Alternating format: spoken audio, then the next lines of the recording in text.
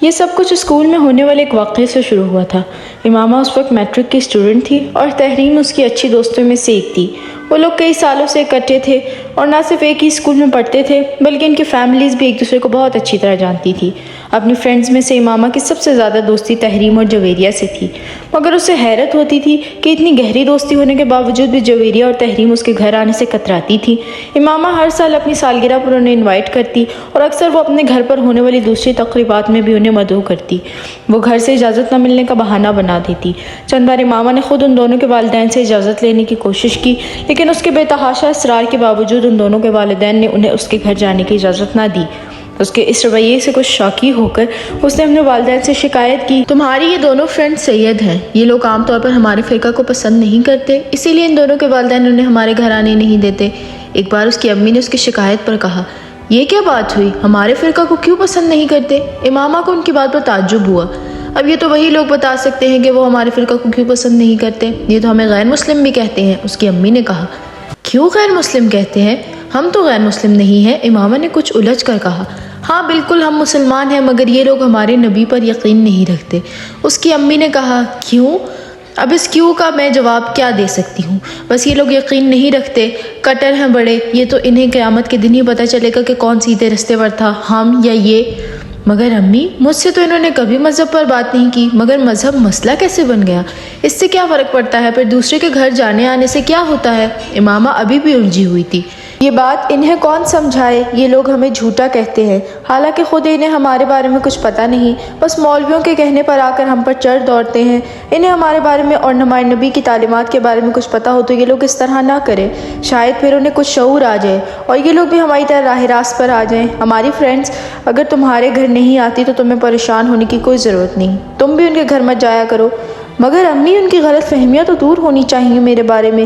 امامہ نے ایک بار پھر کہا، یہ کام تم نہیں کر سکتی، ان لوگوں کے ماں باپ مسلسل اپنے بچوں کو ہمارے خلاف برین واشنگ کرتے ہیں، ان کے دلوں میں ہمارے خلاف زہر بھرتے رہتے ہیں۔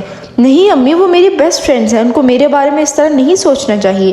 میں ان لوگوں کو اپنی کتابیں پڑھنے کے لیے دوں گی تاکہ ان کے دل میں میرے لیے غلط فہمیاں دور ہو سکیں، پھر ہو سکتا ہے یہ ہمارے نبی کو بھی مان جائے۔ امامہ نے کہا۔ اس کی امی کچھ سوچ میں پڑ گئیں۔ آپ کو میری تجویز پسند نہیں آئی؟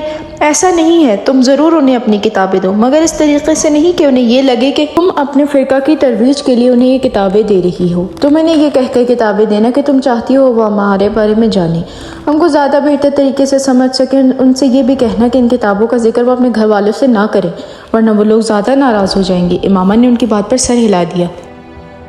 اس کے چند دنوں بعد امامہ اسکول میں کچھ کتابیں لے گئی تھی۔ بریک کے دوران جب وہ گراؤنڈ میں آ کر بیٹھی تو امامہ اپنے ساتھ وہ کتابیں بھی لے آئی۔ میں تمہارے اور جویریہ کے لیے کچھ لے کر آئی ہوں۔ کیا لائی ہو، دکھاؤ۔ امامہ نے شاپر سے وہ کتابیں نکال لی اور انہیں 2 حصوں میں تقسیم کرتے ہوئے ان دونوں کی طرف بڑھا دیا۔ وہ دونوں ان کتابوں پر ایک نظر ڈالتے ہی کچھ چپ سی ہو گئی۔ جویریہ نے امامہ سے کچھ نہیں کہا، مگر تحریم یکدم کچھ اکھڑ گئی۔ یہ کیا ہے؟ اس نے سد مہری سے پوچھا۔ یہ کتابیں میں تمہارے لیے لائی ہوں، امامہ نے کہا۔ کیوں؟ تاکہ تم لوگ کی غلط فہمیاں دور ہو سکیں۔ کس طرح کی غلط فہمیاں؟ وہی غلط فہمیاں جو تمہارے دل میں ہمارے فرقے کے بارے میں ہیں، امامہ نے کہا۔ تم سے کس نے کہا ہے کہ ہم تمہارے مذہب یا تمہارے نبی کے بارے میں کچھ غلط فہمیاں ہیں؟ تحریم نے بڑی سنجیدگی سے پوچھا۔ میں خود اندازہ کر سکتی ہوں، صرف اسی وجہ سے تم لوگ ہمارے گھر نہیں آتے۔ تم لوگ یہ شاید سمجھتے ہو کہ ہم لوگ مسلمان نہیں ہیں، یا ہم لوگ قرآن نہیں پڑھتے، یا ہم لوگ نبی پاک صلی اللہ علیہ وسلم کو پیغمبر نہیں مانتے، حالانکہ ایسی کوئی بات نہیں ہے۔ ہم لوگ ان سب چیزوں پر یقین رکھتے ہیں، ہم تو صرف یہ کہتے ہیں کہ محمد صلی اللہ علیہ وسلم کے بعد ہمارا ایک امتی نبی ہے، وہ بھی اس طرح قابل احترام ہے جس طرح نبی پاک صلی اللہ علیہ وسلم۔ امامہ نے بڑی سنجیدگی کے ساتھ وضاحت کرتے ہوئے کہا۔ تحریم نے اپنے ہاتھ میں پکڑی ہوئی کتابیں اسے واپس تھما دی۔ ہمیں تمہارے اور تمہارے مذہب کے بارے میں کوئی غلط فہمی نہیں ہے، ہم تمہارے مذہب کے بارے میں ضرورت سے زیادہ جانتے ہیں، اس لیے تم کو کوئی وضاحت پیش کرنے کی ضرورت نہیں ہے۔ اس نے بڑے روکھے لہجے میں امامہ سے کہا، اور جہاں تک ان کتابوں کا تعلق ہے تو میرے اور جویریہ کے پاس اتنا بیکار وقت نہیں ہے کہ انہیں مکانہ دعووں، خوش فہمی اور گمراہیوں کے اس بلندے پر ضائع کریں۔ जिसे तुम अपनी किताबें कह रही हो। तहरीम ने एक झटके के साथ राबिया के हाथ में पकड़ी हुई किताबें खींचकर उन्हें भी इमामा के हाथ में थमा दिया। इमामा का चेहरा खिफ्त और शर्मिंदगी से सुर्ख पड़ गया। उसे तहरीम से इस तरह के तबसरे की तवक्को नहीं थी। अगर होती तो वो कभी उसे वो किताबें देने की हिमाकत ही न करती। और जहाँ तक इस एहतराम का ताल्लुक है तो उस नबी में जिस पर नबूवत का नुज़ूल होता है और उस नबी में जो खुद ब खुद नबी होने का खुशफहमी में मुब्तला हो जाता है, ज़मीन और आसमान का फ़र्क होता है। तुम लोगों को अगर कुरान पर वाकई यकीन होता तो तुम्हें उसके एक एक हर्फ पर यकीन होता। नबी होने में और नबी बनने में बड़ा फ़र्क होता है। तहरीम, तुम मेरी और मेरे फ़िरके की बेइज्जती कर रही हो।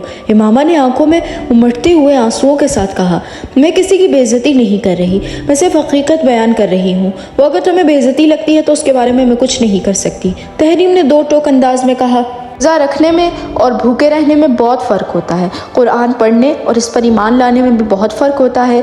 बहुत सारे ईसाई और हिंदू भी इस्लाम के बारे में जानने के लिए कुरान पाक पढ़ते हैं, तो क्या उन्हें मुसलमान मान लिया जाए? और बहुत से मुसलमान भी दूसरे मज़हब के बारे में जानने के लिए दूसरी इल्हामी किताबें पढ़ते हैं, तो क्या वो गैर मुस्लिम हो जाते हैं? और तुम लोग अगर हुजूर सल्लल्लाहु अलैहि वसल्लम को पैगम्बर मानते हो तो किसी एहसान नहीं करते। तुम उनकी नबूवत को झुटलाओगे तो और क्या झुटलाओगे? फिर तो इंजील को भी झुटलाना पड़ेगा जिसमें हुजूर सल्लल्लाहु अलैहि वसल्लम की नबूवत की खुशखबरी दी गई है। फिर तो तौरात को भी झुटलाना पड़ेगा जिसमें उनकी नबूवत की बात की गई है। फिर कुरान पाक को भी झुटलाना पड़ेगा जो नबी पाक सल्लल्लाहु अलैहि वसल्लम को आखिरी नबी करार देता है। और सबसे बड़ी बात यह है कि अगर तुम्हारा नबी मोहम्मद सल्लल्लाहु अलैहि वसल्लम की नबूवत को झुटलाता तो वो उन मनाज़रों की क्या तवज्जो पेश करता जो वो नबूवत का दावा करने से पहले कई साल ईसाई पादरियों से नबी पाक सल्लल्लाहु अलैहि वसल्लम की नबूवत और इस्लाम के आखिरी दीन होने पर करता रहा था। इसलिए इमामा हाशिम, तुम इन चीज़ों के बारे में बहस करने की कोशिश मत करो जिनके बारे में तुम्हें सिरे से कुछ पता ही नहीं है। तुम्हें ना इस मज़हब के बारे में पता है जिस पर तुम चल रही हो और ना उसके बारे में जिसके बारे में तुम बात कर रही हो। तहरीम ने दो टोक अंदाज में कहा, और मैं एक चीज़ बता दूँ तुम्हें, दीन में कोई जबर नहीं होता। तुम लोग नबी पाक सल्लल्लाहु अलैहि वसल्लम की नबूवत के हतमी होने का इनकार करते हो तो हमारे पैगम्बर सल्लल्लाहु अलैहि वसल्लम को कोई फ़र्क नहीं पड़ता, मगर हम मोहम्मद सल्लल्लाहु अलैहि वसल्लम की नबूवत पर यकीन रखते हैं। इमामा ने इस बात पर जोर देते हुए कहा, तो फिर हम भी इंजील पर यकीन रखते हैं, उसे इल्हामी किताब मानते हैं, हज़रत ईसा अलैहिस्सलाम की नबूवत पर यकीन रखते हैं। तो क्या हम क्रिश्चियन हैं? तो हम तो हज़रत मूसा अलैहिस्सलाम, हज़रत दाऊद अलैहिस्सलाम की नबूवत पर भी यकीन रखते हैं।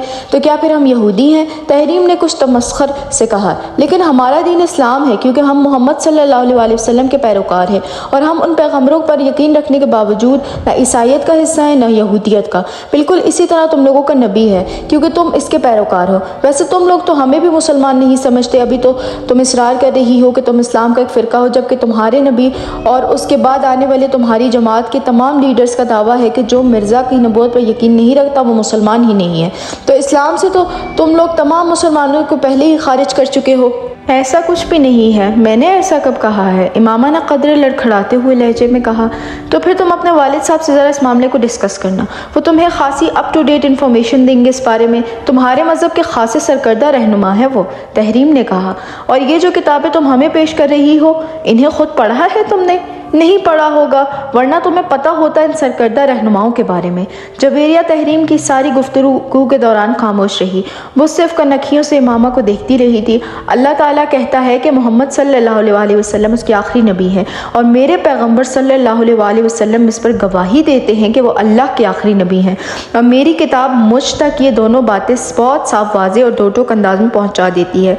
तो फिर मुझे किसी और शख्स के सबूत और ऐलान की ज़रूरत नहीं है, समझी? तहरीम ने अपने एक एक लफ्ज़ पर जोर देते हुए कहा, बेहतर है तुम अपने मज़हब को या मेरे मज़हब को ज़ेर बहस लाने की कोशिश ना करो। इतने सालों से दोस्ती चल रही है, चलने दो। जहाँ तक तुम्हारे घर ना आने का ताल्लुक़ है तो हाँ, ये बिल्कुल ठीक है कि मेरे वालिदैन को तुम्हारा घर आना पसंद नहीं है। यहाँ स्कूल में तुमसे दोस्ती और बात है, बहुत से लोगों से दोस्ती होती है हमारी, और दोस्ती में आमतौर पर मज़हब आड़े नहीं आता, लेकिन घर में आना जाना कुछ मुख्तलिफ चीज़ है। उन्हें शायद मेरी किसी ईसाई या यहूदी या हिंदू दोस्त के घर जाने पर एतराज़ ना हो, लेकिन तुम्हारे घर जाने पर है, क्योंकि वो लोग अपने मज़हब को मानते हैं और अपने आप को मुसलमान नहीं कहते। जिस मज़हब से ताल्लुक़ होता है वही बताते हैं। और ये भी हकीकत है कि जितना तुम लोगों को नापसंद किया जाता है उतना इन लोगों को नहीं किया जाता, क्योंकि तुम लोग सिर्फ पैसे के हुसूल और अच्छे मुस्तकबिल के लिए ये नया मज़हब इख्तियार करके हमारे दीन में घुसने की कोशिश कर रहे हो। मगर क्रिश्चियन, हिंदू या यहूदी ऐसा नहीं करते। इमामा ने भी इख्तियार उसे टोका। किस पैसे की बात कर रही हो तुम हमारी फैमिली को जानती چاہتی ہو؟ ہم لوگ شروع سے ہی بہت امیر ہیں، ہمیں کون سا روپیہ مل رہا ہے اس مذہب پر رہنے کے لیے؟ ہاں تم لوگ بڑے خوشحال ہو، مگر شروع سے تو ایسے نہیں تھے۔ تمہارے دادا مسلمان مگر غریب آدمی تھے، وہ کاشتکاری کیا کرتے تھے اور ایک چھوٹے سے کاشتکار تھے۔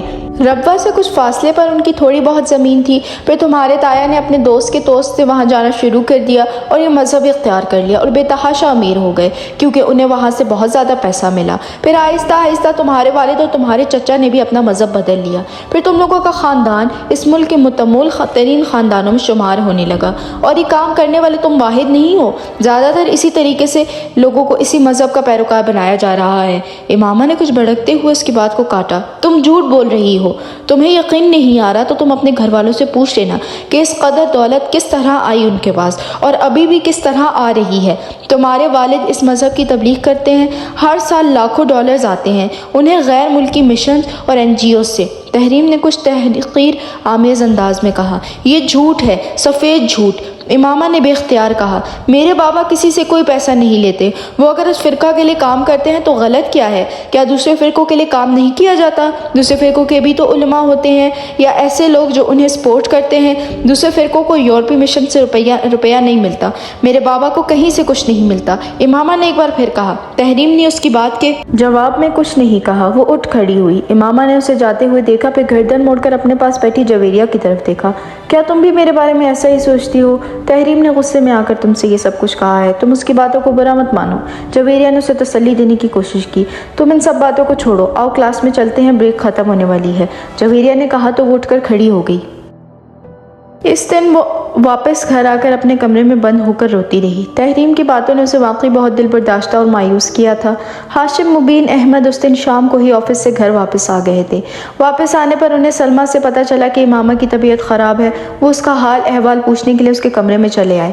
امامہ کی آنکھیں سوجی ہوئی تھیں۔ ہاشم مبین حیران رہ گئے۔ کیا بات ہے امامہ؟ انہوں نے امامہ کے قریب آ کر پوچھا۔ وہ اٹھ کر بیٹھ گئی اور کچھ بہانہ کرنے کے بجائے بے اختیار رونے لگی۔ ہاشم کچھ پریشان ہو کر اس کے قریب بیٹھ گئے۔ کیا ہوا امامہ؟ تحریم نے آج اسکول میں مجھ سے بہت بدتمیزی کی ہے، اس نے روتے ہوئے کہا۔ ہاشم مبین نے بے اختیار ایک اطمینان بھری سانس لی۔ پھر کوئی جھگڑا ہوا ہے تم لوگوں میں؟ بابا آپ کو نہیں پتا اس نے میرے ساتھ کیا کیا ہے؟ امامہ نے باپ کو مطمئن ہوتے دیکھ کر کہا۔ بابا وہ باپ کو تحریم کے ساتھ ہونے والی تمام گفتگو بتاتی گئی۔ ہاشم مبین کے چہرے کی رنگت بدلتی گئی۔ تم سے کس نے کہا تھا؟ تم اسکول کتابیں لے کر جاؤ، انہیں پڑھنے کے لیے دو، انہوں نے امامہ کو ڈانٹتے ہوئے کہا۔ میں ان کی غلط فہمیاں دور کرنا چاہتی تھی، امامہ نے قدرے کمزور لہجے میں کہا۔ تمہیں ضرورت ہی کیا تھی اس کی غلط فہمی دور کرنے کی؟ وہ ہمارے گھر نہیں آتی تو نہ آئیں، ہمیں برا سمجھتی ہیں تو سمجھتی رہیں، ہمیں اس سے کیا فرق پڑتا ہے؟ ہاشم مبین نے اسے سمجھاتے ہوئے کہا۔ مگر اب تمہاری اس حرکت سے پتہ نہیں وہ کیا سمجھے گی، کس کس کو بتائے گی کہ تم نے اسے وہ کتابیں دینے کی کوشش کی؟ خود اس کے گھر والے بھی ناراض ہوں گے۔ امامہ ہر ایک کو یہ بتاتے نہیں پھرتے کہ تم کیا ہو، نہ ہی اپنے فرقہ کے بارے میں بحث کرتے ہیں۔ اگر کوئی بحث کرنے کی کوشش بھی کرے تو ہاں میں ہاں ملا دیتے ہیں، ورنہ لوگ خواہ مخواہ فضول طرح کی باتیں کرتے ہیں اور فضول طرح کے شبہات میں مبتلا کر دیتے ہیں، انہوں نے سمجھایا۔ مگر بابا آپ بھی تو بہت سارے لوگوں کو تبلیغ کرتے ہیں، امامہ نے کچھ الجھے ہوئے انداز میں کہا۔ پھر مجھے کیوں منع کر رہے ہیں؟ میری بات اور ہے، میں صرف انہی لوگوں سے مذہب کی بات کرتا ہوں جن سے میری بہت بے تکلفی ہو چکی ہوتی ہے اور جن کے بارے میں مجھے یہ محسوس ہو کہ ان میں میری ترغیب اور تبلیغ کا اثر ہو سکتا ہے۔ میں 2-4 دن کی ملاقات میں کسی کو کتابیں بانٹنا شروع نہیں ہو جاتا۔ ہاشم مبین نے کہا۔ بابا ان سے میری دوستی 2-4 دن کی نہیں ہے، ہم کئی سالوں سے دوست ہیں۔ امامہ کو اعتراض ہوا۔ ہاں مگر وہ دونوں سید ہیں اور دونوں کے گھرانے بہت مذہبی ہیں، تمہیں یہ بات ذہن میں رکھنی چاہیے تھی۔ میں نے تو صرف انہیں اپنے فرقے کے بارے میں بتانے کی کوشش کی تھی تاکہ وہ ہمیں غیر مسلم تو نہ سمجھیں، امامہ نے کہا۔ اگر وہ ہمیں غیر مسلم سمجھتے ہیں تو بھی ہمیں کیا فرق پڑتا ہے؟ وہ خود غیر مسلم ہیں، ہاشم مبین نے بڑی عقیدت سے کہا۔ وہ تو خود گمراہی کے راستے پر ہیں۔ بابا وہ کہہ رہی تھی کہ آپ کو غیر ملکی مشن سے روپیہ ملتا ہے، NGOs سے روپیہ ملتا ہے تاکہ آپ لوگوں کو ہمارے فرقے کا پیروکار بنائیں۔ ہاشم مبین نے تنفر سے گردن کو جھٹکا۔ مجھے صرف اپنی جماعت سے روپیہ ملتا ہے، اور وہ بھی وہ روپیہ ہوتا ہے جو ہماری اپنی کمیونٹی اندرون ملک اور بیرون ملک اکٹھا کرتی ہے۔ ہمارے پاس اپنے روپے کی کیا کمی ہے؟ ہماری اپنی فیکٹریز نہیں ہیں کیا؟ اور اگر مجھے غیر ملکی مشنز اور NGOs سے روپیہ ملے گا تو میں بڑی خوشی سے لوں گا، آخر اس میں برائی کیا ہے؟ دین کی خدمت کر رہا ہوں، اور جہاں تک اپنے مذہب کی ترویج اور تبلیغ کی بات ہے تو اس میں کیا برائی ہے؟ اور اس ملک میں عیسائیت کی تبلیغ ہو سکتی ہے تو ہمارے فرقے کی کیوں نہیں؟ ہم تو ویسے بھی اسلام کا ایک فرقہ ہیں، لوگوں کو راہ ہدایت پر لانے کی کوشش میں مصروف ہیں۔ ہاشم مبین نے بڑی تفصیل کے ساتھ بتایا، مگر تم لوگوں سے اس معاملے پر بات مت کیا کرو، اس بحث مباحثے کا کوئی فائدہ نہیں ہوتا۔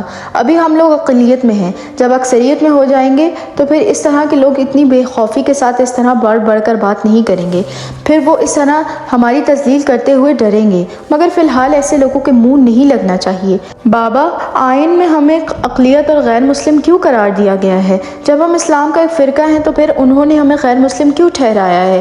امامہ کو تحریم کی کہی ہوئی ایک اور بات یاد آئی، یہ سب مولویوں کی کارستانی تھی، اپنے اپنے مقاصد کے حصول کے لیے وہ سب ہمارے خلاف اکٹھے ہو گئے تھے، ہماری تعداد بھی زیادہ ہو جائے گی تو ہم بھی اپنی مرضی کے قوانین بنوائیں گے اور اس طرح کی تمام ترمیمات کو آئین سے ہٹا دیں گے۔ ہاشم مبین نے پرجوش ہوتے ہوئے کہا، تمہیں اس طرح بے وقوفوں کی طرح کمرے میں بند ہو کر رونے کی ضرورت نہیں ہے۔ ہاشم مبین نے اس کے پاس اٹھتے ہوئے کہا۔ امامہ انہیں وہاں سے جاتے ہوئے دیکھتی رہی۔ تحریم کے ساتھ وہ اس کی دوستی کا آخری دن تھا، وہ اس میں تحریم سے زیادہ خود اس کے رویہ وجہ تھا۔ وہ تحریم کی باتوں سے اس حد تک دل برداشتہ ہوئی تھی کہ اب تحریم کے ساتھ دوبارہ پہلے سے تعلقات قائم رکھنا اس کے لیے مشکل ہو گیا تھا۔ خود تحریم بھی اس کی خاموشی کو پھلانگنے یا توڑنے کی کوشش نہیں کی۔ ہاشم مبین احمد احمدی جماعت کے سرکردہ رہنماؤں میں سے ایک تھے۔ ان کے بڑے بھائی اعظم مبین احمد بھی جماعت کے اہم رہنماؤں میں سے ایک تھے۔ ان کے پورے خاندان میں سے چند ایک کو چھوڑ کر باقی تمام افراد بہت سال پہلے اس وقت قادنیت اختیار کر گئے تھے جب اعظم مبین احمد نے اس کام کا آغاز کیا تھا۔ جن لوگوں نے قادنیت اختیار نہیں کی تھی وہ باقی لوگوں سے قطع تعلق کر چکے تھے۔ اپنے بڑے بھائی اعظم مبین کے نقش قدم پر چلتے ہوئے ہاشم مبین نے بھی یہ مذہب اختیار کر لیا۔ اعظم مبین ہی کی طرح انہوں نے اپنے مذہب کے فراغ اور تبلیغ کے لیے کام کرنا شروع کر دیا۔ 10-15 سالوں میں وہ دونوں بھائی اس تحریک کے سرکردہ رہنماؤں میں شمار ہونے لگے۔ اس کی وجہ سے انہوں نے بے تحاشا پیسہ کمایا اور اس پیسے سے انہوں نے سرمایہ کاری بھی کی، مگر ان کی آمدنی کا بڑا ذریعہ تحریک کی تبلیغ کے لیے میسر ہونے والے فنڈز ہی تھا۔ ان کا شمار اسلام آباد کی ایلیٹ کلاس میں ہوتا تھا۔ بے تحاشا دولت ہونے کے باوجود ہاشم اور اعظم مبین کے گھر کا ماحول روایتی تھا۔ ان کی خواتین باقاعدہ پردہ کیا کرتی تھی، مگر اس کا یہ مطلب نہیں تھا کہ ان خواتین پر پابندیاں یا کسی قسم کا جبر رکھا گیا تھا۔ امامہ بھی اسی قسم کے ماحول میں پلی بڑھی تھی۔ وہ یقیناً ان لوگوں میں سے تھی جو منہ میں سونے کا چمچہ لے کر پیدا ہوئی تھی، اور اس نے ہاشم مبین کو کبھی کسی قسم کے مالی مسائل سے گزرتے نہیں دیکھا۔ یہی وجہ تھی کہ اس کے لیے تحریم کی یہ بات ناقابل یقین تھی کہ اس کے خاندان نے پیسہ حاصل کرنے کے لیے یہ مذہب اختیار کیا۔ غیر ملکی مشنز اور بیرون ملک سے ملنے والے فنڈز کا الزام بھی اس کے لیے ناقابل قبول تھا۔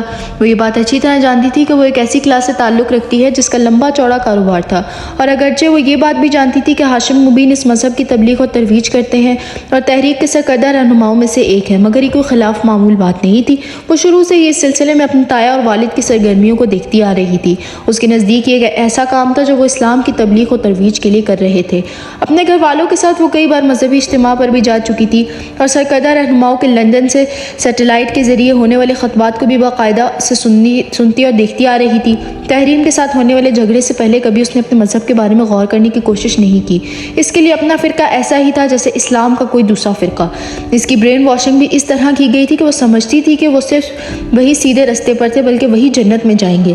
اگرچہ گھر میں بہت شروع سے ہی اسے باقی بہن بھائیوں کے ساتھ یہ نصیحت کی گئی تھی کہ وہ بلا وجہ لوگوں کو یہ نہ بتائیں کہ وہ دراصل کیا ہیں۔ اسکول میں تعلیم کے دوران ہی وہ یہ سب جان گئی تھی کہ 1974 میں انہیں پارلیمنٹ نے ایک غیر مسلم اقلیت قرار دے دیا تھا۔ وہ سمجھتی تھی کہ یہ مذہبی دباؤ میں آ کر کیا جانے والا ایک سیاسی فیصلہ ہے، مگر تحریم کے ساتھ ہونے والے جھگڑے نے اسے اپنے مذہب کے بارے میں غور کرنے اور سوچنے پر مجبور کر دیا۔ تحریم سے ہونے والے جھگڑے کے بعد ایک تبدیلی جو اس میں آئی وہ اپنے مذہب کا مطالعہ تھا۔ تبلیغی مواد کے علاوہ اور ان کتابوں کے علاوہ جنہیں اس مذہب کے ماننے والے مقدس سمجھتے تھے، اس نے اور بھی بہت سی کتابوں کا مطالعہ کرنا شروع کر دیا، اور بنیادی طور پر اسی زمانے میں اس کی الجھنوں کا آغاز ہوا۔ مگر کچھ عرصہ مطالعہ کے بعد اس نے ایک بار پھر ان الجھنوں اور اضطراب کو اپنے ذہن سے جھٹک دیا۔ میٹرک کے بعد اسجد سے اس کی منگنی ہو گئی، اور وہ اعظم مبین کا بیٹا تھا۔ یہ اگرچہ کوئی محبت کی منگنی نہیں تھی، مگر اس کے باوجود امامہ اور اسجد کی پسند اس رشتے کا باعث بنی تھی۔ نسبت طے ہونے کے بعد اسجد کے لیے امامہ کے دل میں خاص جگہ بن گئی تھی۔ اپنی پسند کے شخص سے نسبت کے بعد اس کا دوسرا ٹارگٹ میڈیکل میں ایڈمیشن تھا، اور اسے اس کے بارے میں زیادہ فکر نہیں تھی۔ وہ جانتی تھی کہ اس کے باپ کی پہنچ اتنی ہے کہ اگر وہ میرٹ پر بھی نہ ہوئی تب بھی وہ اسے میڈیکل کالج میں داخلہ کروا سکتے ہیں، اور اگر یہ ممکن نہ ہوتا تو وہ بیرون ملک جا کر میڈیکل کالج سے تعلیم حاصل کر سکتی تھی۔